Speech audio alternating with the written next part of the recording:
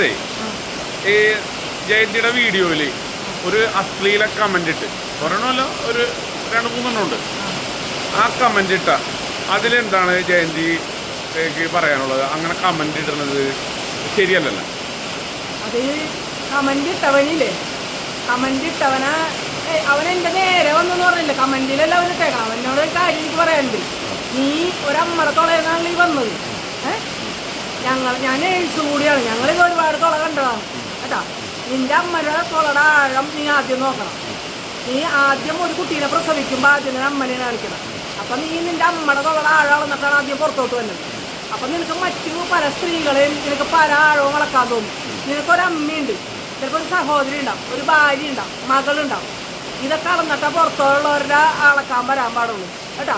നീ ആദ്യം വളർന്നത് നിന്റെ അമ്മടേന്ന്, അത് നീ ഓർക്കണം കേട്ടാ. പന്നെ റാസ്കളെ, നീ എൻ്റെ രീതിക്കങ്ങ നീ ആണാണെങ്കിൽ ആണത്തോള ആണാണെങ്കിൽ പെണ്ണത്തോള പെണ്ണിൻ്റെ വരെ വന്ന് സംസാരിക്കും. അല്ലാണ്ട് ഇതിന് വഴി മറഞ്ഞിരുന്നുണ്ട് കള്ളവെടിയനാവരുത് കേട്ടാ. പുരുഷവേശ്യ കേട്ടാ, നാണം കെട്ടവനെ. നിന്റെ അമ്മയുടെ തൊള്ളയുടെ ആഴം വന്നിട്ട് ആ മീറ്ററായിട്ട് വാ. നീ എവിടെയാണുള്ളതെന്ന് വെച്ചാൽ ഞാൻ അങ്ങോട്ട് വരാം. അപ്പം നിനക്ക് പെട്ടെന്ന് അളക്കാലം, അമ്മയുടെ അളന്ന ഉടനെ തന്നെ കേട്ടാ. നീ ആദ്യം ചിന്തിച്ചോ നിന്റെ അമ്മയുടെ അളന്നിട്ടാണ് നീ വന്നേന്നുള്ളത്. അതാണ് നീ ആദ്യം ചിന്തിക്കണത് കേട്ടാ, നാണം കെട്ടവനെ കേട്ടാ. എനിക്ക് വേറെ ഭാഷകളൊക്കെ പറയാനറിയാം കേട്ടാ. അമ്മയുടെ ആള എന്ന് വന്നവന് മറ്റു പലരുടെയും ആൾക്കാൻ നോക്കും. എല്ലാവരും നമ്മളെല്ലാവരെയും അമ്മമാരി പ്രതി അതായത് ഓപ്പറേഷൻ ഉണ്ടാവും. എന്നാലും ഇതൊക്കെ ഇല്ലേ, ഞങ്ങളൊക്കെ ചെറുപ്പത്തിലേ തുടങ്ങിയില്ലടാ. 10-22 വയസ്സ് 20 വയസ്സിൽ തുടങ്ങിയ നേഴ്സുമാരാണ് കേട്ടാ. അന്ന് തുടങ്ങിയതെല്ലാം കാണണേണ്.